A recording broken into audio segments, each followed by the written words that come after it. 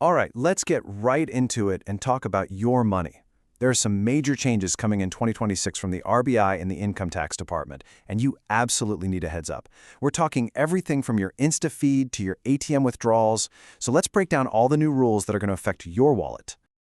Okay, so picture this. You just got a brand new car or maybe the latest iPhone. What's the first thing you do?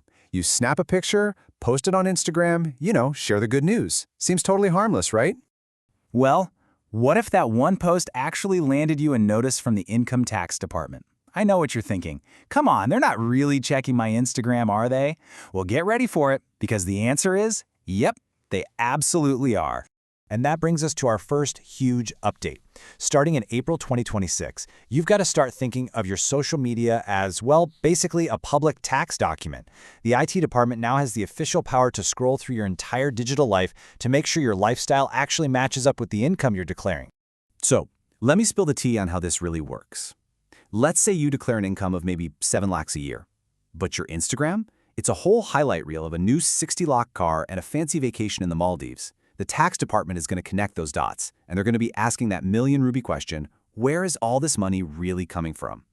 And they're putting it all together. We're talking your social media posts, your bank statements, any big purchases you make, even your travel history. Your entire digital footprint is basically an open book now.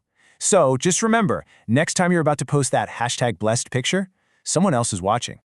But okay, it's not all about the taxman watching you. The RBI is also stepping in with some new rules to protect you.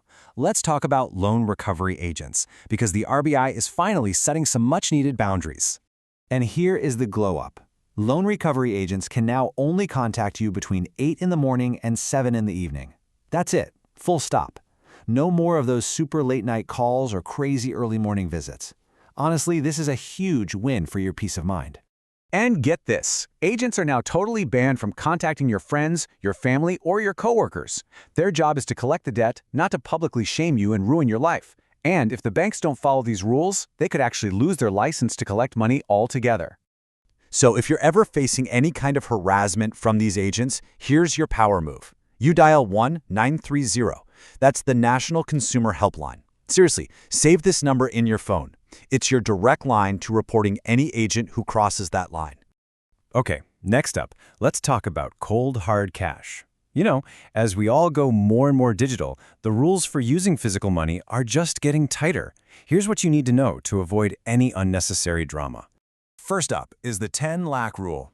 If you deposit or withdraw more than 10 lakhs in cash from your savings account within a single financial year, your bank now has to report it to the tax department.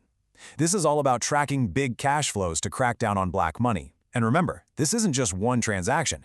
It's the grand total for the whole year. And hey, planning to pay off a big credit card bill with a stack of cash? You might want to think again. If you pay more than 1 lakh in cash towards your credit card bill in one go, you're pretty much guaranteed to get a notice asking you to explain exactly where that cash came from. Now this one is a huge one, especially for any future homeowners. If you use more than 2 lakhs in cash for any part of a property deal, the penalty is 100% of the cash amount. Let me say that again.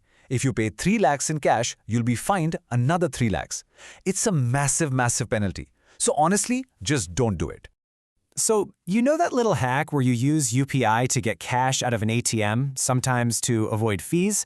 Well, that loophole is officially closing. From now on, UPI cash withdrawals are going to be treated exactly the same as regular ATM withdrawals. You get your 3 free transactions a month in metro cities, and after that, you'll have to pay about 25 rupees each time. All right, enough with the doom and gloom for a minute. Let's talk about some good news. With all the online scams happening these days, the RBI is rolling out a brand new safety net for fraud victims, and this kicks in on July 1st, 2026. Here's the deal. If you get scammed out of an amount up to 50,000 rupees, you need to report it to your bank within 5 days. If you do that, you can get up to 85% of your money back. But you have to act fast. That 5-day window is absolutely everything. But of course there's a catch. First, the maximum amount you can ever get back is 25,000 rupees, even if you lost more. And here's the real kicker. It's a one-time only deal. You can only use this safety net once in your entire life. So it's great to have, but you can't rely on it over and over. And for our final update, let's pour a quick cup of tea on the stock market. If you're a trader, this one's definitely for you. We're looking at a pretty big change to something called the Securities Transaction Tax, or STT. Yeah, get ready to pay a little more to play in the market. The STT, which is basically a tax on your stock market transactions, is going way up for futures trading. It used to be 200 rupees on a 10-lakh sale, but now it's 500. That's a 150% increase, which is for sure going to eat into your profits. So, to wrap it all up, here is your 2026 financial glow-up checklist. Be smart about what you're sharing online. Know your rights when dealing with banks. Keep a close eye on your cash transactions. Report any fraud immediately. And most importantly, just stay informed. It's your money, and you've got to be the one to protect it. Look, these new rules are a big deal, no doubt. But the thing is, now you're in the know. You have the info, you have the power to navigate this new financial world and really come out on top. So, the only question left is, are you ready to own your financial future?